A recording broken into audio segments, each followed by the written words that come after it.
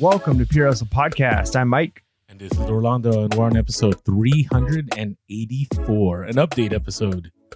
Yeah, that's right, 384. And it's kind of exciting because it's kind of a weird thing happening right now. We're recording this right before we record our live on Monday. So if you're listening to the podcast right now and you haven't yet come over to our Monday mini-sodes and subscribe there, now is the time to subscribe because Orlando and I have started, at least for now, we're going live on Mondays. So if you want to check out some live content, you get to interact with us in the comment section. It's a ton of fun. So I'm speaking about the past, but I'm speaking about something that hasn't happened yet. So I'm sure we're gonna have a ton of fun on our live. They're always a ton of fun. So make sure to come on over so you don't miss our next Monday mini live. They're fantastic. We love to interact with you. But today is our update episodes, and we love the update episodes because it's our chance to kind of tell you all what we're doing reselling wise, our ups and downs, and we're always very real with that. Along with, it's our opportunity to kind of talk about what's going on in the reselling world. And this is, I think, one of the things that kind of sets us apart is we don't just talk about, tips and bolos and what solds, but we kind of try and talk about the big macro and micro level things about what's going on with reselling. So definitely make sure to stay tuned till the end because we do have those sweet bolos that come up. But yeah, Orlando, how are things going, man? Oh, such a loaded question. And it's interesting because as we were putting together the notes, I was like, I don't want to get too much into, kind of how, not that sales are slow. Sales are great. And I'll talk about that in a moment. But the flooding that happened, last update episode, I didn't think it was that big of a deal. I thought, I had a little flood in the living room, garage, one of my other rooms, and I had inventory in the garage and I had inventory in the other room. But luckily I had shelves and things were elevated, so I didn't have a lot of damage. But it was still a mess to move everything. Well, there's a few things I've learned from this, and hopefully this is something that others can figure this out.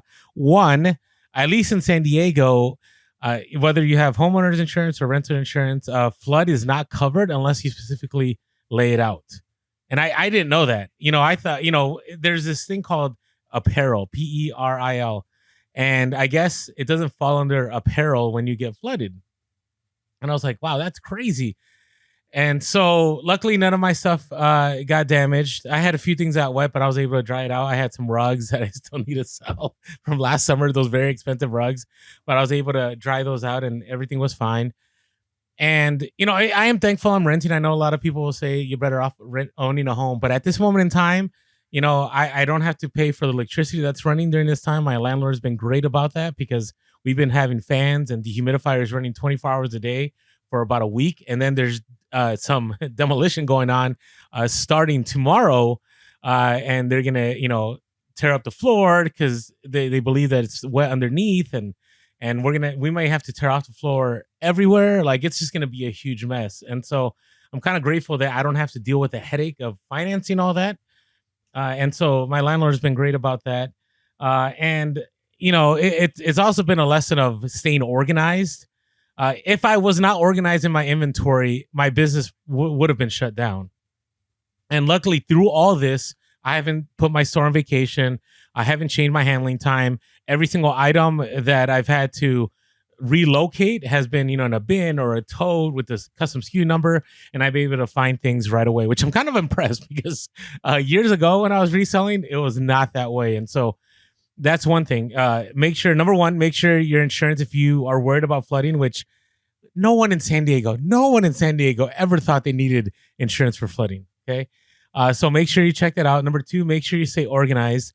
And number three, always have a plan if things go south, if you can't work, if you can't figure things out, because there are other resellers in the San Diego area that right now it's pretty rough. I've been talking to Latin Pickers, our good friends of the podcast, and they lost, several Gaylords, just full of books, just destroyed. A third of, a big, I don't know if it was a third, I don't know how much it was, a big portion of the royal house got flooded. And so they've been pretty much out of work for the last week and a half. They haven't been able to process stuff. And luckily, they're smart guys and they have things in place that they can still kind of be mobile a little bit. And they have, obviously reserves in case anything happens. But you just never know. You just never know. And, we've talked about all kinds of different scenarios from 2020 to, we had an episode where we talked about an EMP, all these different things, but it's always good to I know we were joking about that, but it's always good to think through, what would happen if I couldn't do eBay for a week, or I couldn't do Amazon for a week. And it just had me thinking about that. Now, the other side of it, now I'm looking at how can I reorganize things now that everything's a mess. I have inventory in my hallway. I have inventory in the podcast room. I have inventory in my living room. There's stuff everywhere because I had to clear out space for demo to take place. And so, always be aware that, So despite all that, sales have been really good. And I want to say it has to do with, I eventually came to a place where I'm going to have to change things up. I can't keep, doing the same old. And so I'm sourcing different. And it's interesting because we did a whole episode with Wayne from K-Way Shop, and we'll talk about that in a moment because I think there's some good reflections that come out of that interview. I don't pick up clothes anymore. I am picking up a lot of collectibles, a lot of vintage toys, a lot of vintage books and so on. Not like vintage books, but kind of like manga and stuff like that. I'm going down that road more, and I find that there's a greater sell-through rate, and I've been selling a lot more. Now, it has been a lot more volume. So, for example, I did sell a football jersey for $100. I sold another football jersey for $120, and that was nice because I only paid $4 or $5 for those. And selling these vintage toys, I'm selling, $20 here, $30 here. So I have to sell a lot more, but I'm okay with it because it's been really easy, especially through this whole flood. I haven't had to use my huge light box. I can just go one of the smaller light boxes, go anywhere, and I can, process 20 to 30 lists a day because the pictures are easy. If things sell, it's really easy to pack and to ship. And so I've changed my model a little bit. I've moved away from clothing. Shoes, I've moved away from, not sourcing as much shoes. I used to, when I went into a store, I used to go to shoes first, and then I'd go to the clothing. When I went to a thrift store, and I go wherever. Now I start off in the hard goods section, in the toy section, and then I make my way back. So it's been a shift, but I think that shift has helped my business to pick up. It's been successful. I have actually better numbers now than I had during Q4. And I don't know if it's, you never know with eBay. Is it me? Was it that eBay fixed some glitches? Is it now that people are looking for toys after, Q4? I don't know what it is, but things have improved. And then along with that, I've been going back to the thrift, and I find, again, I've said this before, it's good. It's good. Now, shout out to Emily the other day, one of our listeners. I walked out of the thrift. I went to start my car, and my car was dead because I left the lights on because it was raining and you drive, with your lights on. And she was willing to help me out. Unfortunately, all my jumper cable stuff, and I also have one of those portable jumpers. It was all in my son's car. Actually in my car, but we switched cars because I had to take my car to the mechanic and I had his car. But she was willing to stand there with me and wait as I looked for jumper cables inside the thrift store. Didn't find any. And eventually she left. But, I understood. I mean, how long are you going to wait? She could have been there another hour. So shout out to you. Thank you so much for helping me out. And eventually I got the jump and I was able to get home. So right now I'm kind of in this place where I got to roll with the punches. I had, like I said, I had one car that ended up, I had a misfire in the engine, and I got that fixed. Then my son's car's check engine light came on. Then the flooding. Then you just keep getting hit. And I would say reselling is not for the weak. You gotta ride the roller coaster, and sometimes you just gotta keep moving forward because there's nothing else you can do. You can sit there, you can wallow, you can be depressed. You can blame everything. You can blame the macroeconomic reasons, which there is some validity to that. You can blame anything you want, but the reality is it's all on you, and you got to make things happen. And fortunately, when I started with that, incentive to get better, then we had the interview with Wayne, and that kind of was an encouragement to me that if he's making it happen, I can make it happen again. I actually texted Wayne. I said, "Hey, just to let you know." It's kind of crazy the fact that your interview motivated me, even though you've said you've listened to the podcast for a while, but I had a great time talking with you. And, this is why we kind of switch things up too. And so Anyways, that is my update. How are things for you, Mike? Nice, man. I'm sorry about the flooding there. That's frustrating. I saw my wife's been showing me things on social media about pictures and things coming out of San Diego, and definitely seems wild. I mean, because you guys just had like the week before there was another big rain, so pretty crazy. I mean, I'm glad I avoided it because I hate rain. But at the same time, I've had some flooding, dealt with like minor flooding and big rains in San Diego, and it's not fun. It's not fun for anybody anywhere. But like you said, if you're not used to it, it's even worse. So man, sorry about that. But yeah, things are going pretty good. You reminded me when you mentioned selling clothing and your light box. I kind of was thinking about that a little bit. So our conversation with Wayne got me kind of looking at, specifically I looked up, Polo Ralph Lauren shirts. And then I started looking up a couple of other various things that he sells. I watched some of his videos, what he's picking up. I'm like, okay, let me look up this brand. Let me just do my own research the way we've talked about doing research. One of my favorite ways of doing it is you go on Google, you put in sold, and you kind of filter. I try not to, do the most extreme examples. You mean go on eBay? Yeah, what did I say? You said you go on Google. Oh yeah. Sorry, I go on eBay. I check for the sold comps on whatever brand I'm looking for, and specifically I'm looking for like those middle of the road kind of bread and butter sales. Like what's selling consistently? What do they have in common? And one of the things I noticed on a lot of the ones that were selling like really well, like high brands that were moving quickly, were that the pictures weren't just like light box, infinite white, perfect white backgrounds like we've, been told in the past was eBay's model, and they've kind of shifted away from that. And there's been some discussion in our Discord, even with some people saying, hey, I've looked at this really successful reseller. I've looked at their store, what they're doing. And when they take clothing pictures, they're not doing the white background. They're putting it on the ground. They're putting it here. And so, and they're not even putting in measurements. And a lot of the ones I was seeing that, seemed like a really easy thing to do was just like carpet, and specifically like a solid color, like gray carpet. And you could tell it was carpet, and just a shirt laying on it, kind of stretched out, maybe with a picture of measuring tape on one of them going across the chest or something. And again, none of the measurements like put into the description. It was but just it's like still pictures. in the picture though. It's in the pictures. A quick throw the measurement over, take some pictures, and it's, to me, it's like the I've been, one of the things that has been holding me back for listing, because I have like a ton of Hawaiian shirts that I think are going to sell pretty well. I know that market has kind of died in some areas, but I have some good ones, and I don't currently have a place to hang them up. In my old place where I took pictures, I had a white like paper that I'd pull down. I don't really have a space for that now. And so I'm like, okay, where in my house? I'm not going to leave it up. So that means that I need to consistently set this thing up and then take it down. I don't have space for a big light box.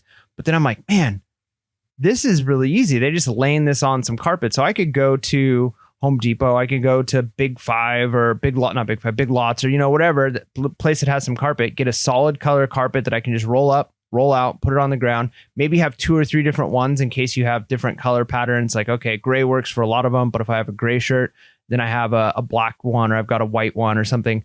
And it's a little bit easier than dealing with paper, because the white papers that I've used, or I've even used white canvas in the past, they get dirty so quickly. And then that, I feel like, messes your pictures up more. So I'm like, man, if it's just as simple as rolling out this carpet, maybe on my kitchen table or on the floor, throwing the shirt down, throwing the pants down, taking the picture, that removes one of the big hurdles that I have currently with listing clothes. And I'm sure that would remove the hurdle for a lot of other people too. So just to maybe encourage people that if you're kind of still stuck in that it has to be perfectly in a photo box, I don't think that's necessarily the model that eBay pushes. And if somebody's looking for something, like if I'm looking for a pair of Piranha pants and I know what size I want, and I know what cut I want and all of that, if I see one that's taken in a photo box and I see one where it's just laying on a piece of carpet, but I could see, okay, there's no stains, I'm not going to care. And I don't think a lot of our buyers care either if it's the right price. So I'm interested in giving that a shot. That's just kind of a side note on what I was thinking. So that's one thing. Another thing is, Orlando, believe it or not, but I got my taxes done. That's insane. And it's wild, right? We were just talking about it like the other day. Like you hadn't even completed them, or maybe you did, but that's wild. Okay, before we talk about that, just can we stop on the photo booth thing? So yeah, go for it. it was interesting that you brought that up to discussion in Discord, because I want to make sure everybody understands that, yes, you don't put measurements in the description, but they're still in the pictures, right? Because we had some individuals in Discord test it out. They're like, oh, this one guy doesn't do measurements. And sure enough, like they got like 5 messages within 3 days. What are the measurements on this? And they quickly were like, yep, I'm going to start putting measurements, whether it's in the picture description. So make sure you do that. But I do think, the white background, it depends on what you're selling. But I agree with you. Things have changed. I think part of it too is it's more important to have 20 listings that maybe it's on, a rug or something, than having 5 good listings with the white infinity background. Does that make sense? And so, yep. The more listings, the more activity you have, the better. And yeah, I agree with you. If people see a good deal, they want that good deal. So yeah, I appreciate you bringing that up, because we were pushing on that forever. And now I think things have kind of shifted. All right, taxes. So what got you motivated? What, you're on top of it, man.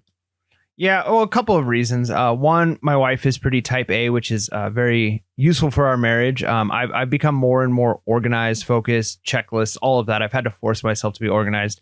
But, I know my wife and I know our marriage, and those types of things like loom over her head. And so as, being a good husband, when she's like, oh, did you get all the tax paperwork? It's like, once I have it, I'm going to get it done. Right. And so we decided to carve out an afternoon and evening, and we got all of our ducks in a row, and we got it done, and having all of the tools that we, utilize, whether it's my reseller Genie, whether it's, just keeping track on our own, documents, MyLikeQ, all the different things that we have was very useful. And this isn't simple taxes. I mean, any of our listeners kind of understand, if you're doing reselling, that your taxes are more complicated. But in addition to that, we have the podcast. There's a little bit of revenue that comes from that. It's not an insane amount of revenue, but it's enough revenue that it has to be reported. We report it to the IRS, because that's just what we're supposed to do, which means then again, that's one more thing where you got to, okay, what were my expenses? What equipment did I purchase? What software am I paying for? And so just all of those things adds another layer. My wife also has kind of a side hustle that she does with a homeschool program. And so she gets a 1099 for that. And so it wasn't just one, I've got to do my eBay, right? It was eBay, it's podcast, it's my wife's 1099 on top of a regular W-2, and I moved jobs, and I bought a house, and we had another kid. So like, I don't know if you've ever used TurboTax. But when you use TurboTax, it always starts to like, let's see if anything's changed. And there's like a whole list of things. And I think I clicked all of them but one, right? Every single day was like, yep, I moved. Yep, I got a new job. Yep, I bought a house. So I had another kid, right? So all of those things, like it added extra layers. But I tell you what, getting that done and having that out of the way is such a relief for a couple of reasons. One, it's not hanging over your head anymore. And one of the things I talk about a lot on the podcast, and I think it's so true, is getting things done and having stuff, like being in an environment that's conducive for working is going to, one, make it so you're more willing to work. And two, it makes just the working and the normal day-to-day life stuff you have easier. So for instance, right here in this studio that I'm in, my garage, I've got a green screen behind me, but behind my green screen, I've got inventory. I've got my table set up where I take pictures of items. I got inventory on my other side. I've got a toolbox of stuff over here. I've got stuff everywhere. And I knew I was going to be recording today. And so this weekend, I spent an extra 20, 30 minutes just getting everything nice and clean, organized, because when I walked out here to record, I just felt better. It's like, okay, I can record. But then there's times when I come out here and it's a little bit messy because I've been listing things and I haven't put the light box down. I haven't put inventory away. And you just feel it, And so taxes is one of those things. And so I highly encourage all of our listeners. I know that there may be instances like if you owe and you're going to owe, I suggest getting all your paperwork done, everything in order, and then wait to the last minute to pay. Like obviously you don't want to pay early. You don't want to do all of that stuff. You want to keep your capital. However, if like I would rather know than just be thinking, because that was the other thing too, is hanging over both of our heads, my wife and I, was how much are we going to owe? Are we going to owe? Maybe would we get something back this year? And so as we're trying to plan things like, hey, we could actually use another shed for the eBay. eBay's doing really well right now. Should we pull out the eBay money to get this shed?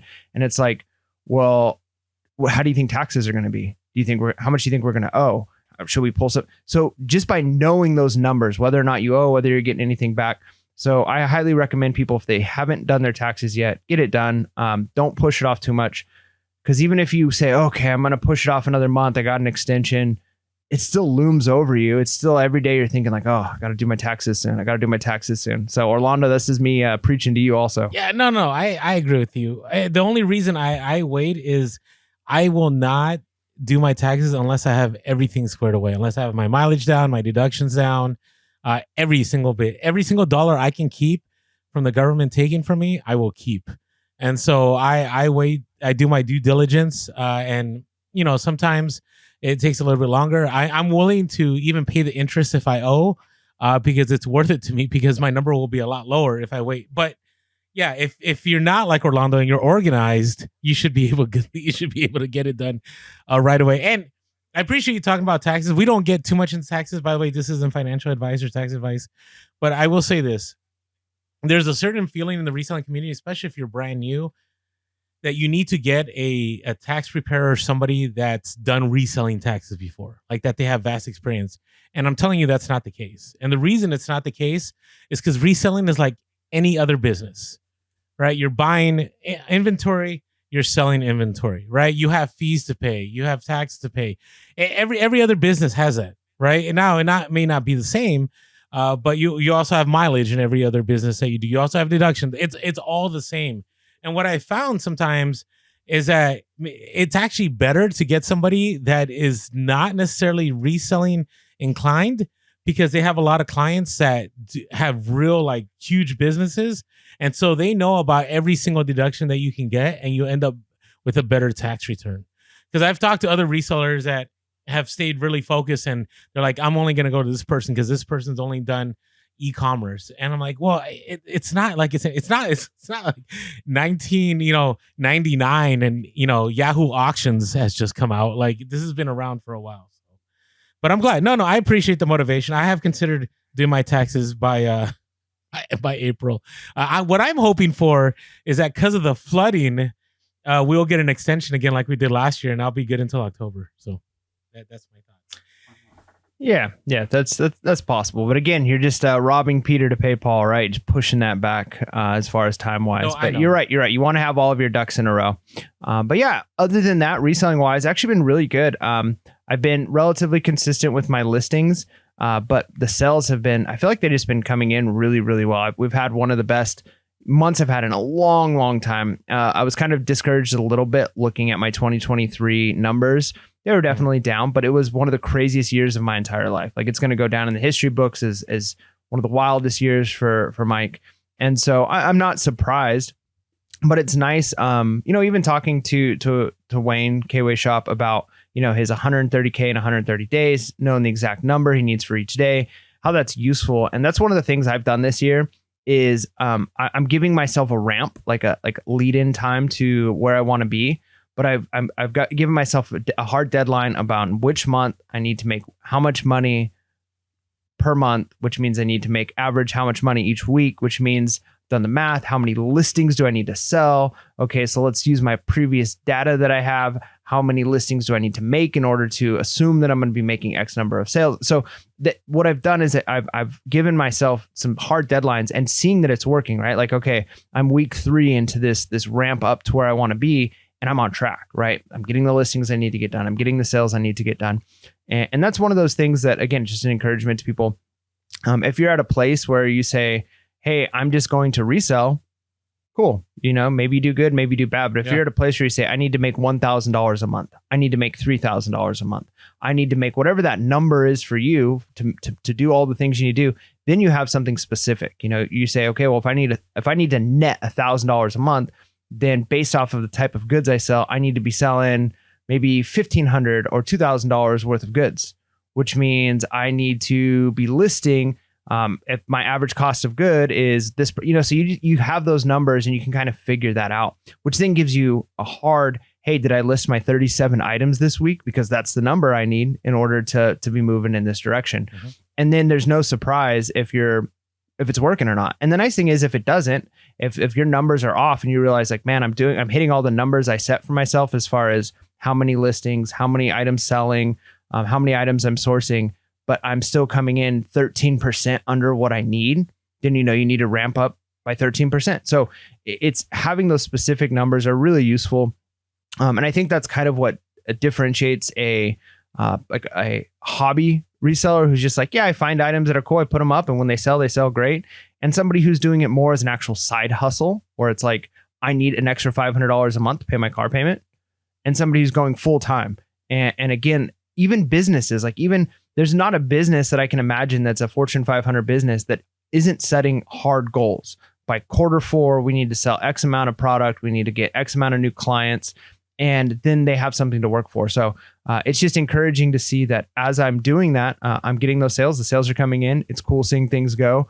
I tell you what, though, I have a little bit of PTSD. Maybe I shouldn't use that phrase lightly. I know it's more serious than that I'm giving it credit here, but I have legitimate minor trauma from when an item sells of, I know I saw that before I moved, but was that one of the items I threw away? Because I had one item I threw away that I didn't unlist that I found so far. I have unlisted every other item that I threw away or that I donated or that I sold at a swap meet. But one of the first items that sold when I moved to Texas was one of the items that somehow didn't make it off of eBay. And so now every time an item sells, instantly my mind goes to, have I seen that since I've moved or not? Like, did it make the move? And so every time it's almost like this emotional roller coaster. Yes, I got to sell. Have I seen that item? And then when I find it, I'm like, oh, thank goodness it was here. Yeah, so yeah, it's been a trip. And it always hits me when people start talking numbers, because I will tell you, I am a hobby reseller. Even though I'm full time, I'm still hobby. Now, have I done better year after? No. I wouldn't say hobby. Hobby, I would look at hobby as like, you're just doing it for fun. Yeah, but I'm not. That's how I would define it. I am. Well, yeah, but that's me. I mean, yes, I do it for a living, but I do it for fun. Like, I'm not. I don't look at my taxes and go, you know what? I'm gonna hit 13% more. And a lot of people right now probably have turned off the podcast. But I've always said I'm here to document this journey. I'm not here to teach anybody. Yeah, I can teach because of my experience and what I know. But I'm not the guru. I'm not the guy that'll say, if you sell 40 thingamabobs, every single day, then you need to be listing 40 thingamabobs. And then you need to, at the same time, make sure that you promote here. And if you do all these things, well, A plus B will equal, profit. I'm not that guy. I'm kind of the reseller that I figured out a way to find profitable items. I make enough to pay the bills. And sometimes I do better than other months. And I have scaled. I mean, I haven't necessarily tracked it, but I scale in the fact that, I'm living in a far better place than when I started reselling. I have, I can give you all the materialistic reasons, but things are better. Let's put it that way. And I've been able to travel and all these things, but I do think if somebody wants to be serious, like if they want to scale, they got to do numbers. And that's why I appreciate those resellers that are able to do the numbers, because I think there's all kinds of different YouTubers out there with different angles into reselling. I'm more of I would say consider myself a picker. I like highlighting the stuff I find and the joy that I take in finding those items and listing them and so on. And so, which is good. You bring balance to the force here, Mike, into the podcast. Yeah, it's kind of funny that I'm the part-time way less serious as far as how many items I'm selling on a consistent basis, and I'm more business minded on that. And you need it, man. If you don't make the sales, man, you're not eating. But you're a little bit more laissez-faire about it. But it forces you, knowing. I mean, look at me. Come on now. Forces me knowing that I'm not going to eat, that I better make things happen. And so I make things happen. I get out there. I source. I list. I make those connections. I make those deals. Hey, and we just spent this whole time talking about taxes. So before we move on to our random stories, I want to discuss my reseller Genie. Wait, Mike, we have not announced our winner for January. We need to announce it. Man. We can't do it right now, though, but we'll make sure that by next week we'll announce. We have not forgotten. There also will be a winner for February. And you're wondering, what am I talking about? Well, if you haven't heard our podcast before, My Reseller Genie is a great tool that you can use for your taxes. So, for example, a lot of people use spreadsheets. My Reseller Genie takes care of all of that. They transfer all the data from eBay, all your fees, all your shipping and everything. You also have an ability to track your inventory, how much you spent, how much it's sold for, and so on. And so you can use our code Pure Hustle. Go to the link below and you'll get 15% off the first month. But our contest is you can get a free month of My Reseller Genie. And for this month, you need to leave a comment. And in your comment, leave us. Wait. But before Yes. you get crazy about the Okay. how, like, what needs to be in the comment, Yeah. can't it just be a comment? Can't we just open it up? Like, leave any comment. Like, we love to read anything you have to say. So for February, it's free February, okay? So any comment that you leave in free February will enter you into the contest. Last month it was you had to share something that you were glad to get rid of during Q4. And so we will announce next week. I'll make sure to put in our notes. We just, I'm gonna blame the flooding for me forgetting about that, but it will happen. It will happen. Okay. So check out My Reseller Genie. Use our code Pure Hustle in the link below. Get 15% off the first month. So random story. So wow, I'm looking at your stuff. It sounds interesting. Mine isn't. Mine is interesting because I'm always amazed at the people that I meet when I make local deals. Like, you never know what's gonna happen. So what I've realized with local deals is that people are not only are buyers flakes, but sellers are flakes too. In the sense that, like, somebody might list something like on Facebook Marketplace or OfferUp or whatever, and they'll list it. And you'll message them and they may not get back to you. And sometimes that may mean move on. For me, it's like, I'm going to keep contacting them until they tell me it's sold or I get the notification that it's sold. And it's not like I contact them every day. I'll wait a week and then I'll give it another week. And what's happened is whenever I do that, I end up getting the item, because people, whenever they get the message, either they're looking for somebody else, they're looking for somebody else to offer them more, or at that moment they have something going on in life, and so they're like, I don't want to hassle with it. And so I had the same experience happen here. There was this set of 007 James Bond. I shared this in my IG stories. They're James Bond role playing games, and they sell. They're a little bit slower sellers. They're not great sell through rate.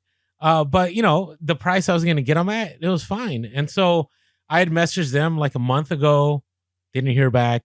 Messaged them 2 weeks ago, didn't hear back, and I messaged them, I think, one more time. I'm like, hey, I don't mean to bother. I see that these are still listed. Maybe you're looking for someone else, but just to let you know, I'm willing to buy these, just, contact me if it's still available. So I don't hear anything. Crickets for 2 weeks. Out of nowhere, Saturday morning, when it's raining and I can't go to garage sales, I get a voicemail. And the voicemail was like, hey, Orlando, sorry it took me a while to get back to you. There's 11 people that wanted these items, but you were constantly contacting me and you are now number one. Come on by.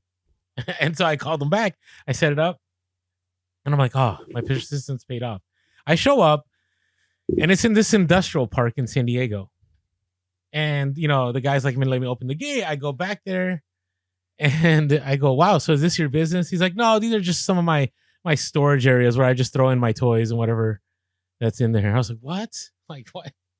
Like, because property's not cheap in San Diego. It's not like I can just go buy like some commercial unit, And in talking to him, I let him know. I said, hey, listen, do you have any other items? He's like, yeah, I do. I have so-and-so, but I didn't bring it out. And, he asked me, like, what do you do? And of course, I always share I'm a reseller. I said, well, I sell on eBay, and that's how I support my family. And he's like, oh, you're perfect. You're exactly what I'm looking for. He's like, I have all these friends that have these collections now, and they're kind of done with them. I know a guy that has all these video games, and, he wants them to go to a person that knows how to sell them and will sell them and get them to good homes. I know another guy that if he wants to write a check and buy several $1 million cars, a garage full, he can do that. And he has a huge collection of old Hot Wheels. And I was like, what is going on? And, will this play out? Well, time will tell. But again, it's one of those, like, always network. I gave him 5 business cards. I said, I'm giving you 5 because I'm hoping that you'll give these to at least 5 of your friends and that they'll reach out to me. He's like, oh, for sure. And he said, I have more 007 stuff, and it was given to me by another lady. And she's like, if you want them, I'll just give them all to you. And I was like, what? This is crazy. And so this is the deals I like. I always tell people, like, network, because I will say I'm not there yet, but I'm pretty close to a place. that if, let's say, I couldn't go to the thrift or I couldn't go to garage sales, I have a pretty good network of people throughout San Diego that I could call or they could call me and I could still be sourcing. And that's kind of what you want, because the best deals, in my experience, come from local deals. Because in local deals, you're able to get a lot of items for super cheap. And that means less gas mileage. That means less time to source the items.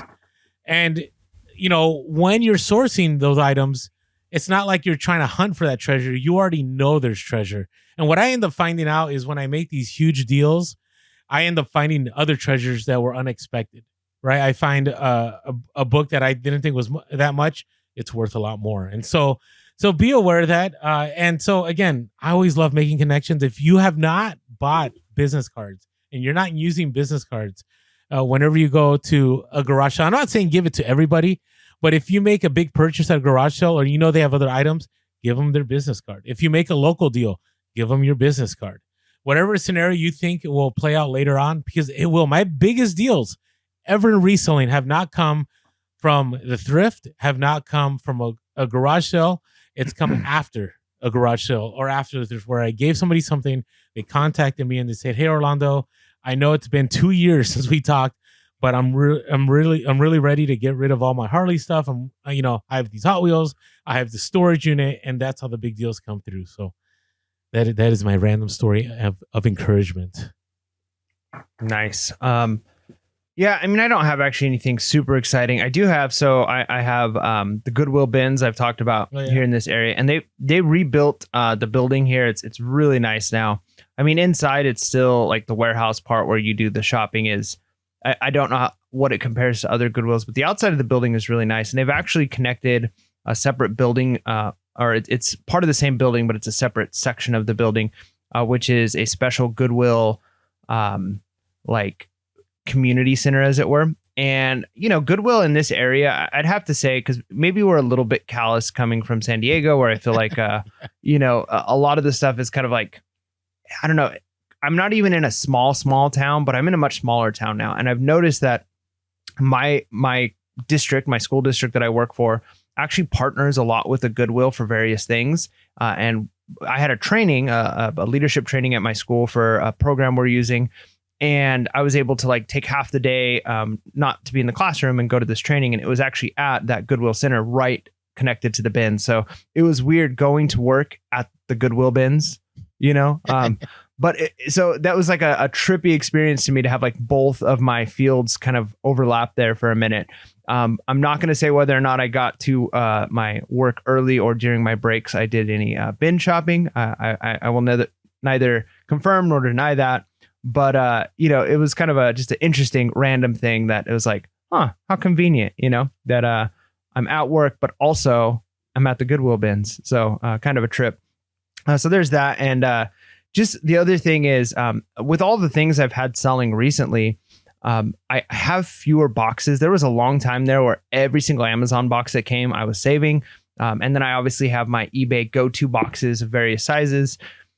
But because I hadn't been saving as many boxes, and because we moved and I didn't want to move stacks and stacks of empty boxes, I don't have a lot of the miscellaneous shapes. And so one of the things that has actually been really useful for me is, go to Sam's Club every week and I buy things for, it's kind of like a Costco if you're not aware. I think more people know what Sam's Club is than Costco, but basically the same thing. But going to Sam's Club, or going to Costco and getting boxes there for various things, not the boxes that, you load stuff in on your way out, but like the things that stuff come in. For instance, I get some Topo Chico carbonated waters, and there's been 3 items that have sold that it's been like, I don't have the right size box for this. Oh, how about that Topo Chico box? You're going to start some drama with using food and drink boxes. Okay, so but isn't the rule you can't use alcohol boxes, right? Yeah, I know. It's just some people believe it's not appropriate or whatever. It's a faux pas. And I agree to the extent of it doesn't make me look like the most professional business, right? But at the same time, if somebody's buying a used pair of shoes or they're buying a used, piece of some technology, I think they're more willing to say hey, this came in a used box, it came in a diaper box, it came in a whatever, and it had eBay tape, which is another reason I love the eBay tape, because you could take any box and wrap it up in eBay tape. And yes, you're right. Like it doesn't have that like polished, look at this business. You know, if I was selling 1,000 or 10,000 trading cards every year, I would have very specific boxes for those. Those would go out. It would look like my business would be more focused in that niche.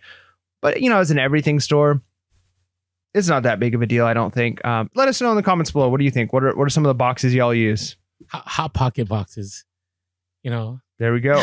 Those might be too flimsy though. You know, they gotta have some. I know. It rigid always cracks me nature up when to I them. see diaper boxes. Those crack me up too. I've done it, man. I've done it. I know. I've shipped in diaper I'm not boxes the for one sure. throwing shade. I just know some people get upset about that. So I just thought it's kind of funny. So, all right. Hey, so I don't have any more. I will say I am grateful for our Discord and the fact that, you know, people are constantly keeping, you know, up with everyone in there, sharing their bolos, sharing their journey there. And so if you haven't yet jumped onto our Discord, the only way to do that is by supporting us via Patreon, and it's a bonus. It's only $5.55 a month. And I've had a lot of people say, you guys should raise the price. I'm not looking forward to doing that anytime soon. The day will come eventually, but if you want to get in there and you just, you know, want to be part of a community of thriving resellers, you can sign up patreon.com/PureHustlePodcast or go to the link below. Also, at the same time, appreciate all of you that continue to show us support on social media. Thank you to all of you new followers that came from the Gateway Shop interview on Instagram. If you haven't been following us, we are Pure Hustle Podcast on all social media, and we are Pure Hustle Cast on Twitter. You could always give us a call too, 619-738-1170. That's 619-738-1170. Or shoot us an email at purehustlepodcast@gmail.com. That's purehustlepodcast@gmail.com. And grateful for all of you that listen to us on the podcast. If you want to jump on over to YouTube, it'd be helpful to subscribe, hit that bell notification, especially now when we're going live on Mondays. We'd love to see you in the chat and, you know, drop some comments there.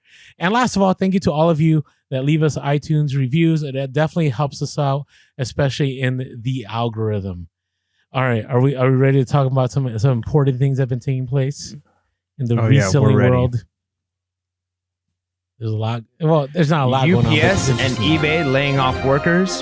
5 million and 9 stolen. Reaction to Wayne's interview and eBay new 90-day total. All this and more on Reseller News. All right. So what do we got here? The layoff. I man. brought this. Okay, so it's interesting. I've been seeing a lot lately. It's been interesting, this whole discussion about layoffs. And the reason I say this is, I think, I don't know, maybe a year ago when I was talking about the Fed raising interest rates and recession and all those, you know, economic macro issues. You know, if you study economics, layoffs are like the kind of like the tail end of everything. Right. And whenever there's a declining economy, layoffs is the final breaking point until things, you know, get interesting.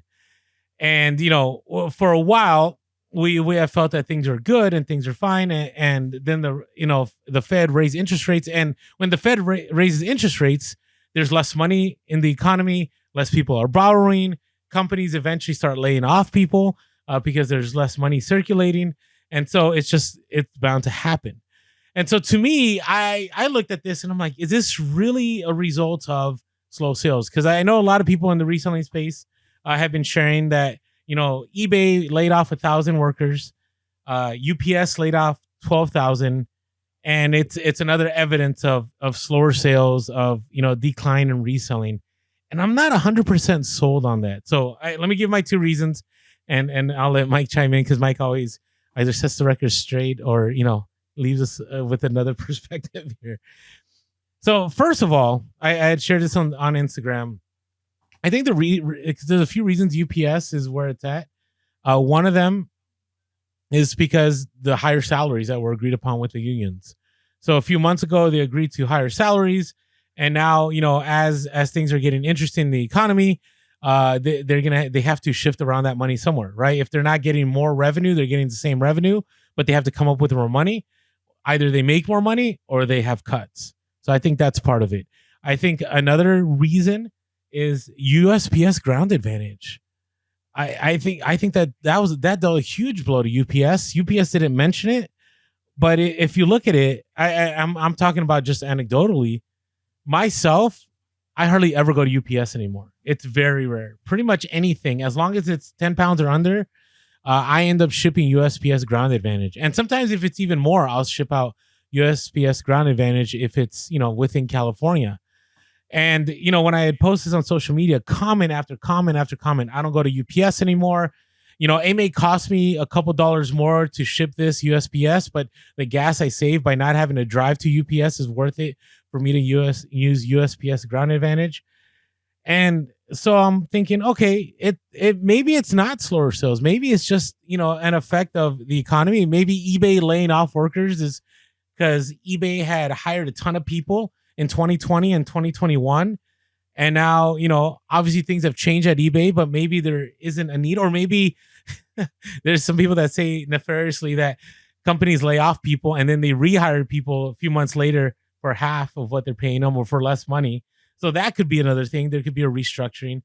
And so I want to make sure that people in the reselling space aren't using these, layoffs as an opportunity to go, well, I guess I better not worry about listing or sourcing or moving on in reselling, because you know what, this is just a sign that things are winding down and reselling, definitely going to slow down and it's going to be really bad. I do think there is a role, there is a place for it, but I don't think it should be I don't want to say excuse, but it should be used to rationalize, walking away from reselling or stopping what you're doing.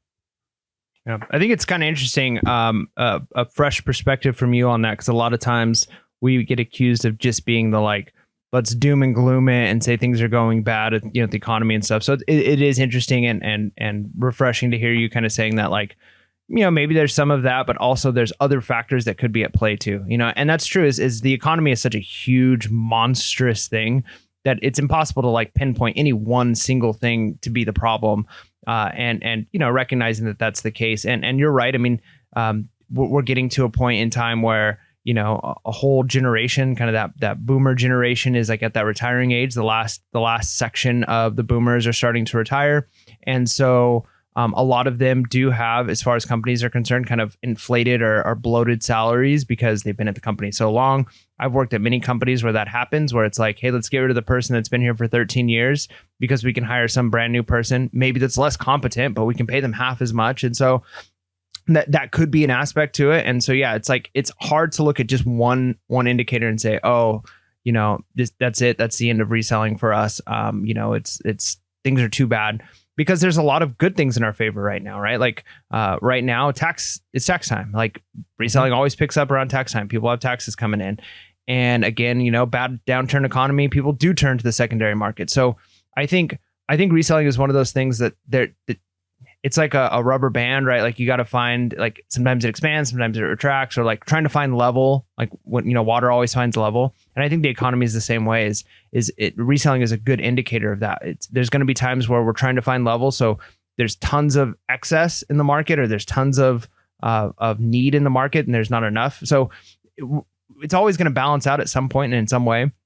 And so I think if you stick to it long enough, yeah, there's going to be some downs, but then also the benefits of the down come into effect. And then when things pick back up, well, there's benefits to things picking back up too. So you just have to adapt. I think we've always kind of talked about that, the importance of adapting.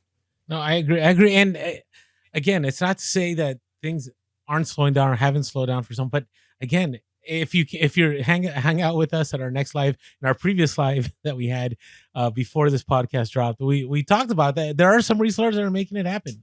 Wayne was a testimony of that, and we'll talk about that here in a moment.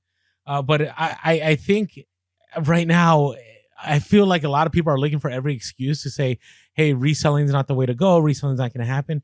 And is it possible that now things will begin to change? And the reason I say that is all the research that we did, that we were talking about a year or two ago, when we interviewed Craigslist Hunter, when we interviewed Amazing Taste, when we interviewed all these individuals that went through the '08 recession, they said that during the recession was when things really began to take off. And so is it possible that we're at that cusp? I don't know. We'll have to wait and see. All right. So this other news story was interesting. And so a man from Memphis here in California was arrested for having $5 million in Nike shoes. And we always have this discussion in Discord sometimes. Is theft impacting reselling? And I will tell you, I do think it is. I think if you're doing retail arbitrage, it's a huge deal. And look at the Nike. I mean, all you need is a few people to have a few stolen goods that they're making full profit on to list those items at below the market value and sell it, and it'll tank that item, right? It'll tank the value. And so I'm just sharing this to be careful of retail arbitrage at the moment in time. It is funny because eBay, I'm not laughing about this, but the irony that we get zeroed for like saying Velcro in our listing, we get zeroed for onesie, or we get counterfeit claims for vintage hats, but yet, there's all this craziness happening on eBay.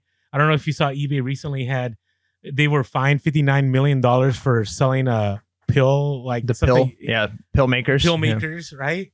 I mean, I think there's bigger problems that they need to deal, and maybe they probably are, but again, but how do you know, right? Like I would hate for everything we list, because there's times I go to a garage sale and I buy something for $5 that I can sell for $100, and the actual going rate for it is $150 or $175, but I want to move it quick. And I would hate for eBay to be like, man, you're selling a lot of things under the market. Maybe it's stolen, So it's a difficult thing to like really track.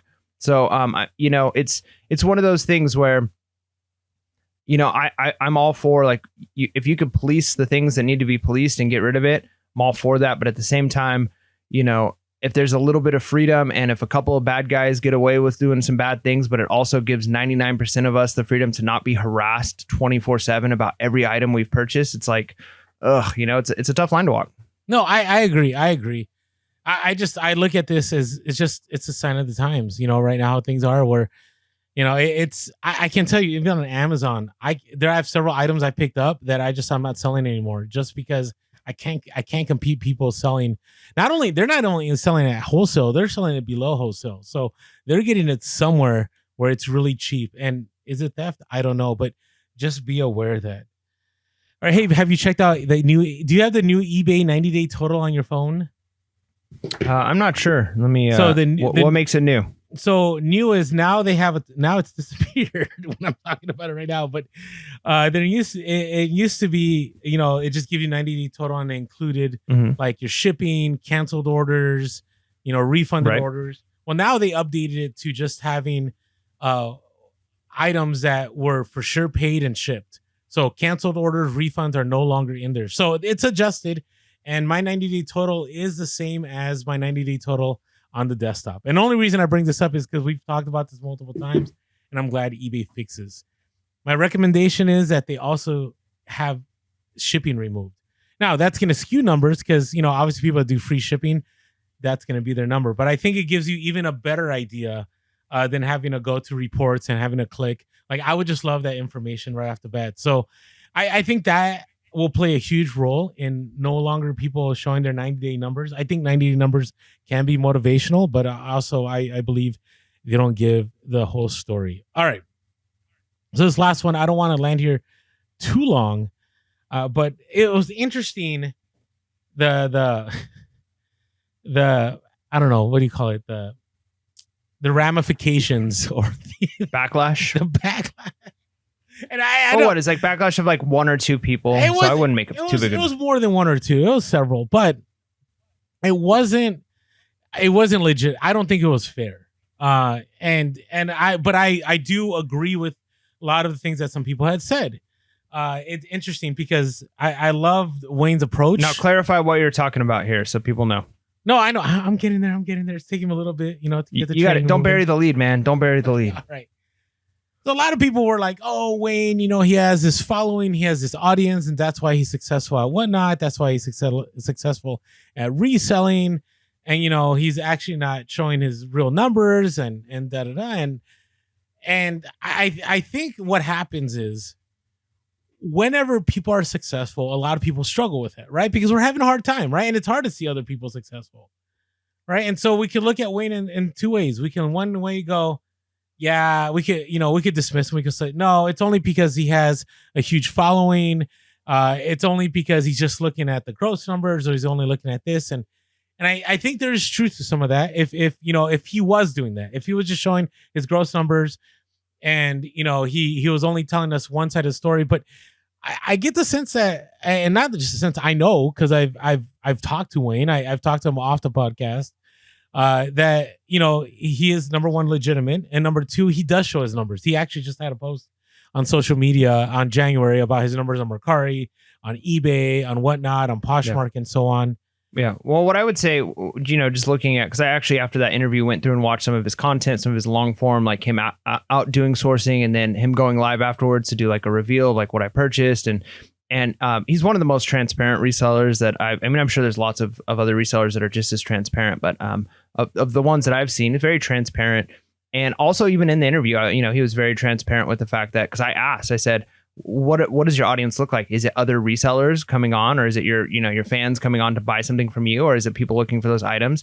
And he was, transparent with the fact that it's both. Like in the beginning, you've got to get people over who know who you are, and they're buying because of that, and that gets people in your store. And then the more eyes that you have in your store are on one of your lives, then you start bringing in more of an organic audience as well, who are looking to purchase items. And that's just the nature of that beast. And so fair enough for those who don't want to do whatnot and don't want to put in that grind. That's not for everyone. But again, it's hard to criticize somebody who's successful. I mean, it's an easy thing to do.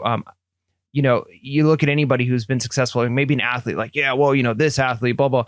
And it's like, yeah, but think about like from the time they were probably in like middle school, elementary school, how many hours they put into working this. And I know for a fact, like, the sheer number of hours of content that he's put out there. And like I said, I followed some of his TikToks back in the day when he was first starting out, and there's like 2 people on there and he's live, and I jump in and it's like, oh, hey, look, he's live and he's talking to some people, and how many hours he put in that amount of work before he got that audience. And so is the whatnot model for everyone? No, I think you have to probably have a certain level of charisma. You have to have a certain level of like being okay putting yourself out there and building that audience and eating dirt for months and months, basically, while you're doing that, not making very much. And so, I think more power to him. Now, is it easier to criticize like, hey, here's a person who has never resold anything in their life, and then they use their fame like, hey, I'm a famous actor or actress, and also you can buy this product. But even that, like they're using their reputation, they're selling their reputation. I think the landscape has changed. I will say for myself, I have 1,500 followers on my eBay store, and I've never once have said, I've never showed like on a YouTube video, like, hey, you can buy this item. I've never done that on Instagram either. Now, do I get DMs all the time when I'm outsourcing? Like, hey, can we make a deal before you ever list this? And sure, it happens all the time. I get people that buy stuff from me on eBay, and they said, hey, Lando, it's me. I'm a huge listener to the show. I just wanted to show you some support, so I bought this item. And that's one of the reasons I won't show our numbers or my numbers, is because I know there's a lot of people that don't have that following, and it's not a true number of like being a quote unquote true reseller where you have no social media at all. But I do think we're reaching a point now in reselling, at least now, where things are turning the corner, where if you really want to, scale, one of the easier ways to scale is by building a following, whether it be on social media. Doesn't mean that you have to make videos or do a podcast of how to resell or anything. You could just document your journey, or, whatever it is. But I do think that is part of reselling now. I don't think there's a clear distinction. If you watch anybody on YouTube, I don't think there's anybody on YouTube that is not in some way benefiting from being on YouTube or making a podcast in their reselling. They could all day say, hey, I'm not running any ads. I'm not, taking any affiliate money. I'm not, because we get knocked for ads all the time. I don't think there's anybody. I think it would be foolish to say that somebody's just recording videos just for the benefit of everybody else. I don't think so, because eventually you do see that, hey, you know what? There's still an opportunity here. So why wouldn't people take that opportunity? So Wayne was, he put in that hustle. He was brilliant. I remember the days, and he was streaming on all 4 platforms: TikTok, I don't know, on X, on YouTube, on whatever, you name it. and it paid off. And hats to him, he's bigger than we are now when it comes to the social media space, as far as on social media. And so, just think about that and just understand that that's just the reality of where we're at reselling. But I appreciate, the comments below if you want to, share some more and carry this conversation forward. All right. We got to talk about some bolos here. Let's do it. Bolo. What's your bolo? Yeah. All right. We'll make this quick because we're about to go live here. But my bolo is, we've talked in the past about like Skylander games and various games like that, where it's like I don't know what they're called. I think Nintendo calls them, amoebas or whatever. I don't amiibos. know. Yeah. But anyways, the ones where you put the little figures on the game. And, some of them, Skylanders, you've had some hauls. I've had some that have been successful. But one that can be easily passed up on because most of them aren't super valuable are like the Disney Infinity ones. It's a different game. It's not Skylanders, but same concept. And most of them are not great, but I've had a few that have sold really well. I'll just give you one example. The Spider-Man Disney Infinity ones. You find those sell for, $20 plus every time. And you find a box of Marvel Infinity pieces. And most of them might only sell for $2 or $3 a piece, but that one sells for 20, right? Mm-hmm.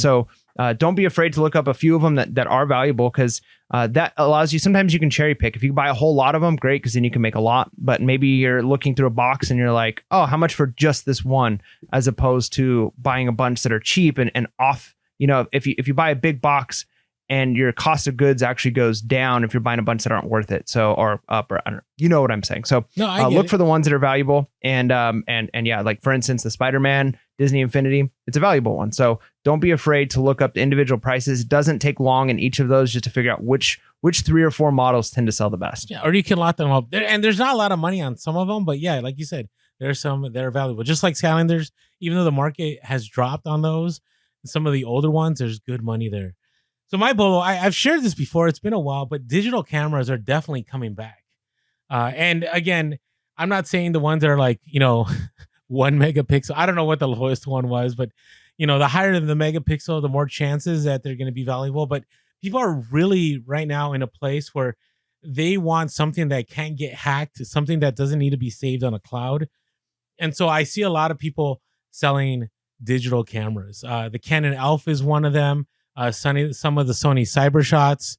And every model is different, so you got to look them up. But definitely check them out. And even if broken, like let's say the lens, like the camera, like comes out, but it won't come back in and it stays stuck, people will still buy those. And I have international buyers right now that anytime I list them, people will buy them because they'll fix them and they'll just flip them over again. And I'm okay, selling it for 35 instead of 70 if I paid, $2-3 for it. So definitely keep an eye out for digital cameras.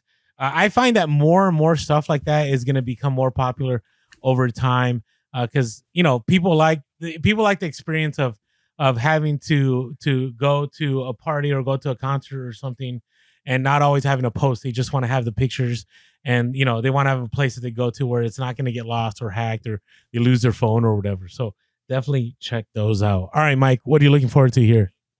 All right, this one's maybe a little bit more long term, but I have a goal in the next couple of months to do to bid on a storage. So it's kind of where I'm aiming right now. I've been kind of checking out a few programs that are selling storage units, and then trying to figure out myself where I'm going to put inventory, how I'm going to get inventory out.